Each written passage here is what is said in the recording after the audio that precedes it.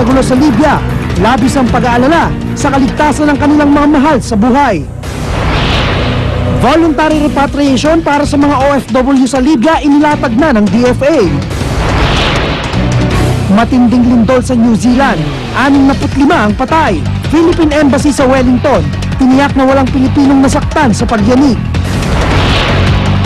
Stampede sa isang festival sa Mali, mahigit 30 ang patay. At Dennis Trillo, muling pumirma ng exclusive contract sa Kapuso Network. Huwag pahuli, tutok na sa unang balita. Magandang umaga, narito na mga unang balita. Hindi raw bababa sa pwesto si Libyan leader Muammar Gaddafi sa kabila ng tumitinding protesta para matanggal siya sa poder. Dahil sa pagsiklab ng kaguluhan, nangangamba tuloy ang mga ilang Pinoy sa Libya para sa kanilang kaligtasan. Narito ang report.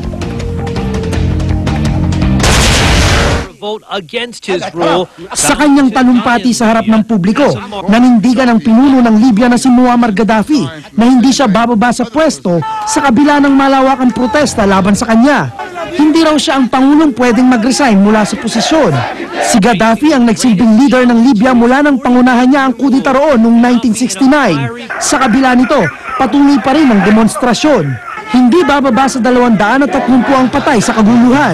Sa ilang amateur video na kumakalat sa internet, makikita ang mga kotseng sinilaban ng mga demonstrador.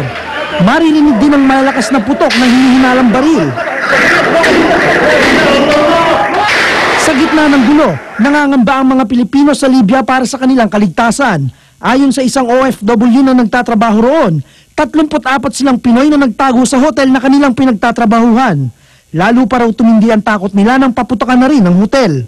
Kami po mga Pilipino dito sa Libya na yung pala na-trap po sa hotel, nangangailangan po kami ng tulong sa Pilipino Embassy. Kasi po sa part po kagabi, ang hotel na aming binigyan ay sinirata po ng mga militar. Ayon naman sa DFA, ngayon lang nila natanggap ang impormasyong ito. Agad nila itong bibigyan ng aksyon kapag nakatanggap ang DFA ng ulat mula sa mga kaanak ng mga nasa hotel. Para sa unang balita, Dante Perello, reporting. Abot-abot naman ang pag-aalala ng mga kaanak ng mga OFW na nasa Libya. Hirap daw ang ilan sa kanila na makakontak ngayon sa kanilang mga kaanak na naiipit sa kaguluhan doon. Narito ang report ni James Velasquez. Hindi mapakali ang mga kamag-anak ni Princess Dato Monteon, isang registered nurse na nagtatrabaho sa Hawaii General Hospital sa Libya. Hirap na hirap daw silang makakontak si Princess sa cellphone at kahit sa Facebook. Katunayan, noong February 16 pa siya huling nag-post ng status sa Facebook kung saan sinabi niyang miss na niya ang anak. Kaya naman laking tuwa ng pamilya na makatawag si Princess. Okay, siyempre, detention nga sila doon sa ospital, kaya umalis na sila doon. Baka mamaya nga naman doon unahin o ano. Ano naman daw ngayon, yung tawag dito, matahimik. Gusto ko naman makauwi. Tsaka yung katulad ng anak ko, natatakot. So. Isang OFW naman mula Pangasinan na namamasukang maintenance crew sa isang kumpanya ng langis sa Libya ang nakachat ng GMA News. Tumagi siyang ihayag ang kanyang pagkakakilanlan pero kwento niya, hindi lang daw simpleng riot ang nangyayari doon. Nakaraan may mga pagsabog tsaka may mga bata ng mga nagtatamaan doon. Wala man daw siya sa sentro ng kaguluhan, labis pa rin daw siyang nangangamba para sa kanyang kaligtasan. Wala nang biyahe ngayon eh. Pagka tumagal yung gulo nila dito, siyempre nahihirapan kami. Isa pa, yung mga papilis namin wala dito, hindi namin hawak. Para sa unang balita, James Velasquez, reporting. Samantala, voluntaryong paglikas sa mga Pilipinong gusto nang umuwi ng Pilipinas, ikinasana ng DFA. At para matiyak ang kaligtasan ng mga OFW, magtutungo si Vice President Jejomar Binay sa Libya para personal na i-monitor ang sitwasyon doon. Narito ang report ni Mark Salazar. Allahu Akbar! Allahu Akbar ya Awamin! Dahil sa paglala ng sitwasyon sa Libya, itinaas na ng DFA sa level 3 ang alert level doon. Ibig sabihin, lahat ng gustong bumalik ng Pilipinas ililikas na. Pinakakritikal ang sitwasyon sa Tripoli, Benghazi at Al-Baida kung saan may mahigit 30,000 ang Pilipino. Kaya payo sa kanila ng Department of Foreign Affairs makipag-ugnayan sa embahada sa Tripoli kung saan ikakasa ang voluntary evacuation. If the company you are working with has decided to implement its own repatriation program, go with it. The embassy or your local coordinators in that area will also get in touch with you. Ang lahat ng lilipad dapat nang tumungong Tripoli dahil ang airport nito na lang ang bukas, kasunod ang pagsasara ng Benghazi Airport. Pero kung magsara ang Tripoli Airport, pwede raw magbiyahe mula Tripoli by land papuntang Tunisia. Ang mga taga Benghazi at Al-Baida naman pwedeng magbiyahe by land papunta sa Egypt. Sa huling ulat ng ating embahada sa Libya, wala pa namang Pilipinong nadadamay sa gulo roon. Pero para makasiguro, lilipad doon sa Biyernes si Vice President Jojomar Binay para i-monitor ang lagay ng mga Pilipino sa Libya. Susunod siya sa nauna ng delegasyon ng DFA. Aabot na raw sa $150,000 ang pondong inihahanda ng kagawaran para sa repatriation ayon sa DFA. Bukod pa yan sa mahigit 50 million pesos na magmumula naman sa Department of Labor and Employment. Pagtitiyak ng Labor Department, patuloy raw ang kanilang pakikipag-ugnayan sa mga recruitment agency na may mga empleyado sa Libya. Para sa unang balita, Mark Salazar reporting. Pagpapadala ng mga Pilipino sa Libya, Bahrain at Yemen, pinatigil muna ng gobyerno. Yan ay dahil sa patuloy na paglala ng sitwasyon sa mga naturang bansa. Isang task force naman ang binuo ng Department of Labor and Employment para tutukan ang lagay ng mga OFW sa Libya. Sa ngayon, pinapayuhan ng gobyerno ang ating mga kababayan sa Libya na manatili muna sa barracks at huwag makisali sa mga demonstrasyon. To show their support. Kaugnay na balitang yan, mausap natin si POEA Administrator Carlos Cao. Administrator Cao, good morning po. Good morning, Arnold. Ano pong makikibalita lang kami doon sa mga kababayan nating naka-schedule na po ang lipad patungo po ng Libya, Yemen at Bahrain? Ang nangyari po ay effective yesterday.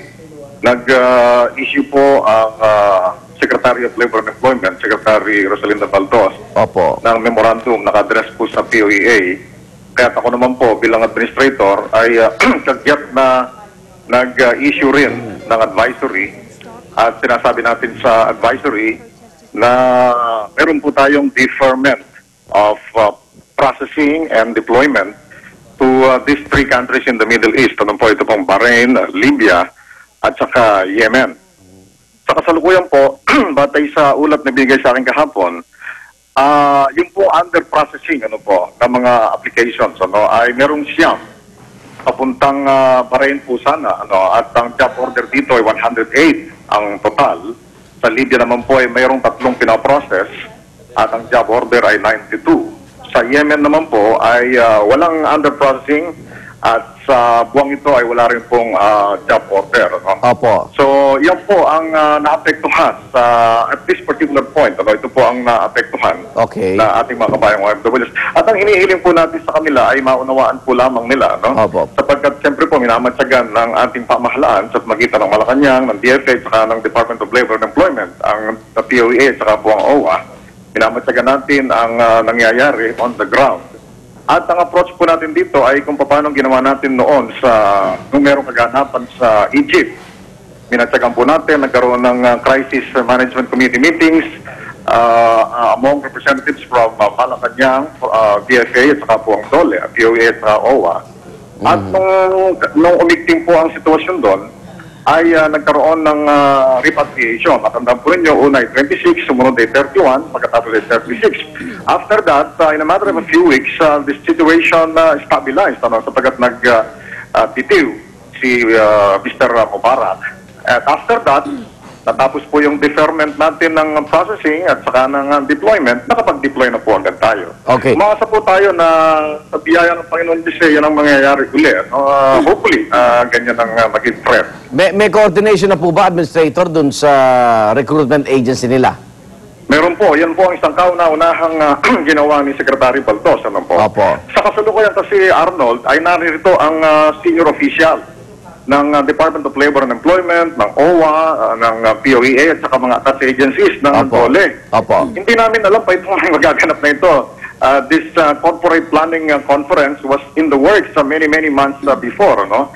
At nagkataon na nandito ang ating mga labor attaches, no? Itong ating mga Philippine Overseas Employment Officials. At right away, nagkaroon ng special meeting, isang assessment and evaluation meeting na ginawa sa panguna ni Secretary Baldos. Kasama po precisely yung ating mga labor attaches mula sa Bahrain, Libya at saka Yemen. So, meron tayong mga fresh updates from them sapagkat sila kararating lamang sa Pilipinas and they are in constant touch with their staff members in their countries of destination. Ito naman ay temporary lang, di ba, Administrator? Hanggat hindi pa umaano yung sitwasyon. Ang minamatyagan po natin ng Libya sapagkat masyado pong kritikal, lalo-lalo sa Benghazi, ano po. Pero dito po sa Bahrain, bagamat kagabi, nanood ako ng CNN, ay meron pa rin mga protesta. Pero sa Bahrain po ay hindi ganun kakritikal at maging sa Yemen, ano po. Maraming salamat po. Ang gusto pong alam ni Secretary Baldos ay yun nga po, pinatawag dito sa Nasugbu ang mga recruitment agencies and industry officials, ano po, at